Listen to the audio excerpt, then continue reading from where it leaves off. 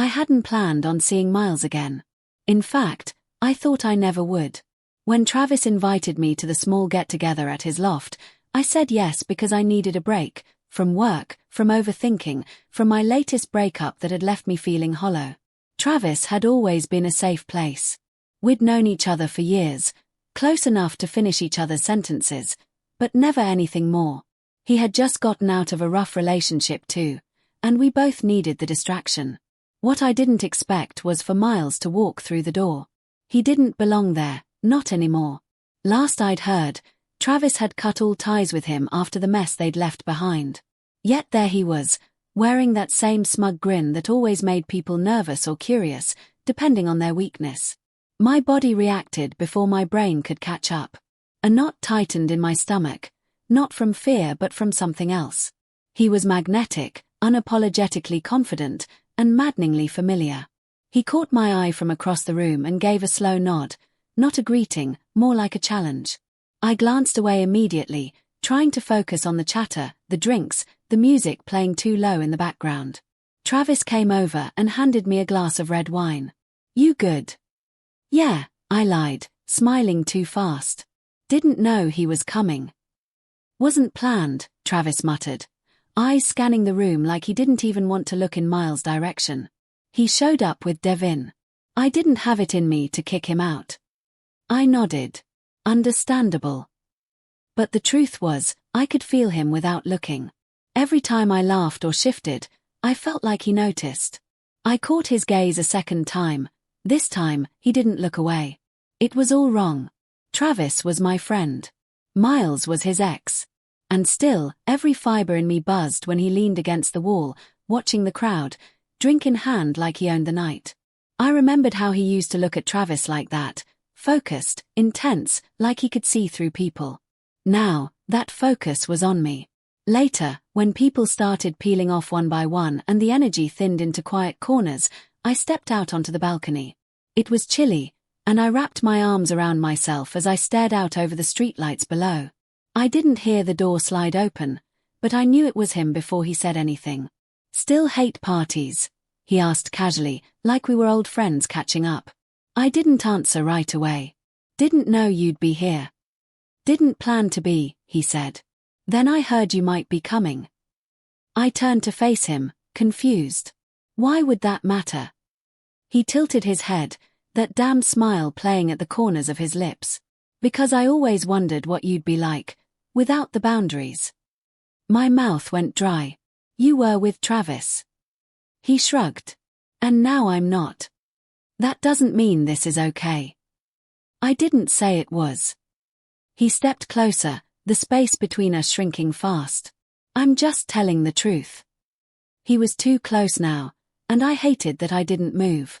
His scent, warm and sharp, filled my senses. I tried to back away but hit the railing. He didn't touch me, not yet, but his presence was already pushing too far inside my head. "You've always looked at me like you were curious," he said, voice low. "Like you wanted to know how it would feel." "You're out of line," I whispered, more to myself than to him. "Then stop me." I didn't. He leaned in, not enough to kiss me, just enough that I felt the heat from his breath. My heart pounded so loudly I was sure he could hear it. And still, I didn't stop him. When he finally turned and walked away, I exhaled a breath I didn't know I was holding.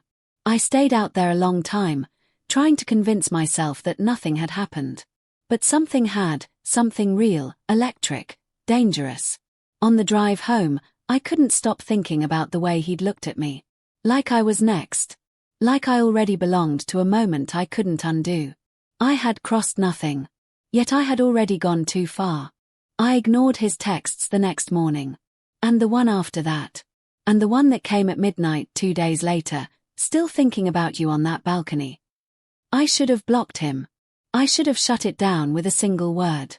But I didn't. Instead, I stared at the message far too long. And then, finally, I replied, "Nothing happened."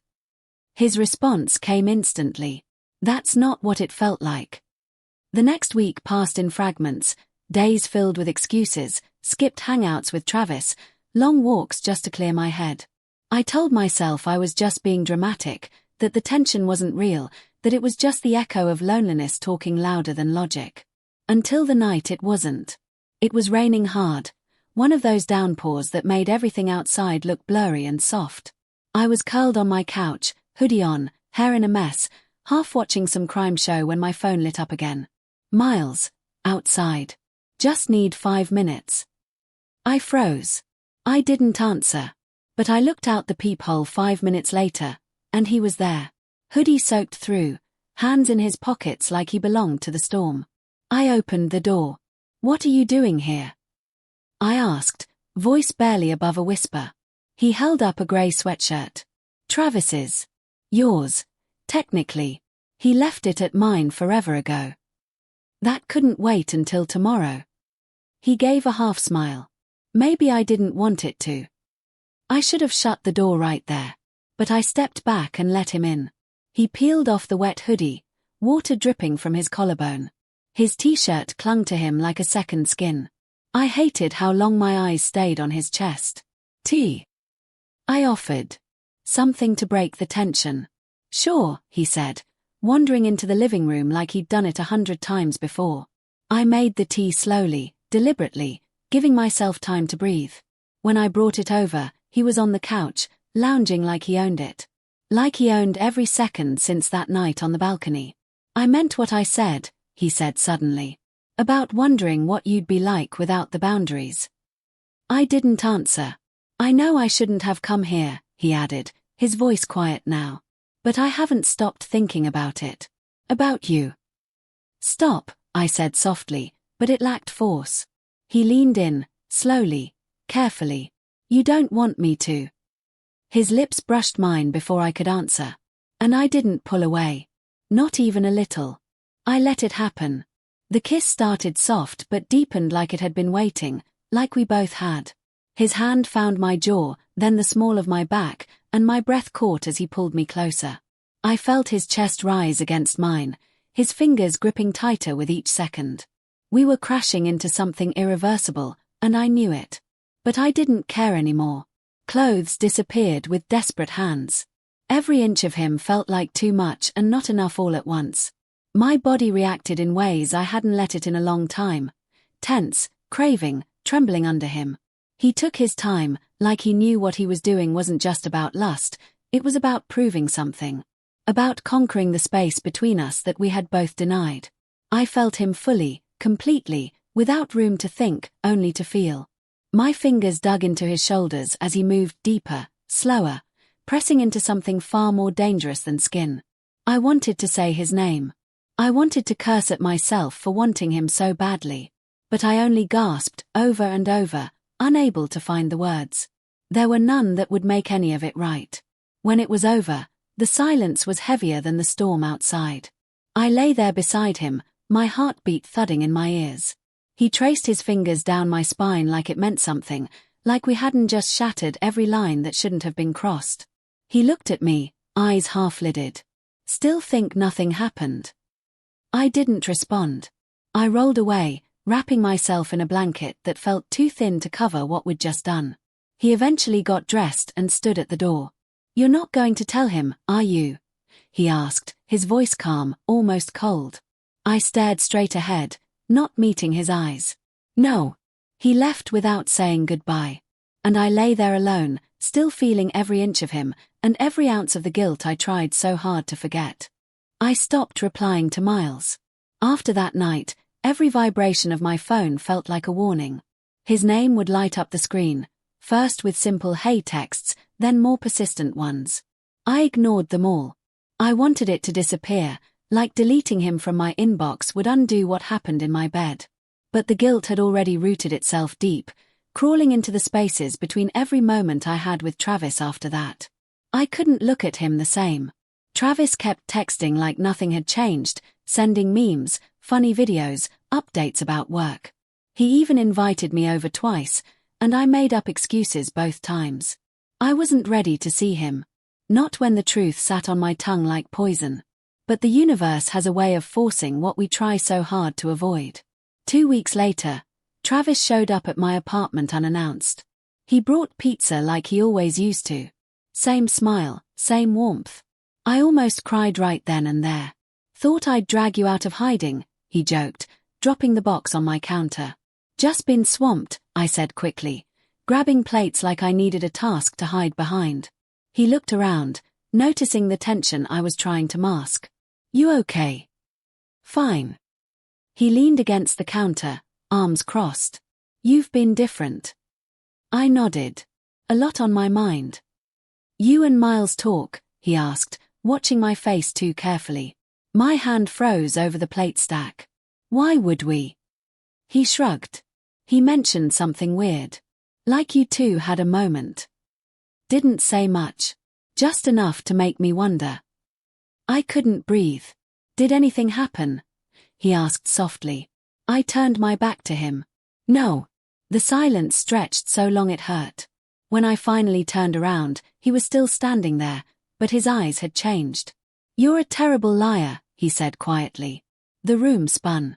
Travis. He raised a hand. Don't. I stepped forward, helpless. It wasn't planned. I didn't mean for it to happen. You slept with him, he said, and it wasn't a question. I nodded once, barely. He exhaled like someone punched him in the gut. When? The night you were out of town. He laughed bitterly. Wow. So while I was starting to feel human again, thinking maybe things were finally settling, you were with him. Tears stung my eyes. I didn't mean to. He just showed up, and I. Spare me, he snapped, stepping back. You don't trip and fall into bed with someone, Nina. You chose him. You chose that. I broke. I was lonely. I was broken, and he saw through me. I didn't do it to hurt you. But you did, he said, and those 3 words landed heavier than anything else. He grabbed his jacket, walking to the door. You didn't just betray me. You validated him. After everything he did to me. I didn't plan it, I said, voice cracking. He paused, hand on the doorknob.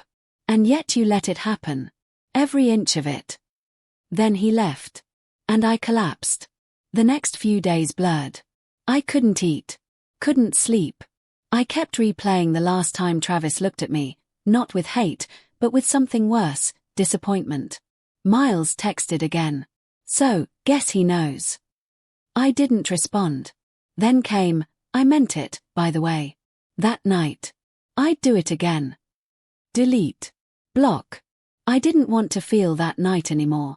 But I did. Sometimes in dreams. Sometimes just in quiet moments when I caught my reflection in a mirror and barely recognized myself. I had crossed a line that couldn't be uncrossed. There was no reset button. Only the silence that followed after you ruined something that mattered. I bumped into Travis weeks later in a bookstore. He gave me a nod, nothing more. No smile. No anger. Just distance. And maybe that's what hurt most. That someone who once felt like home could now walk past me like I was just another stranger on the street. I tell myself I made a mistake. I tell myself it was a moment of weakness. But the truth is, part of me still remembers the way Miles touched me.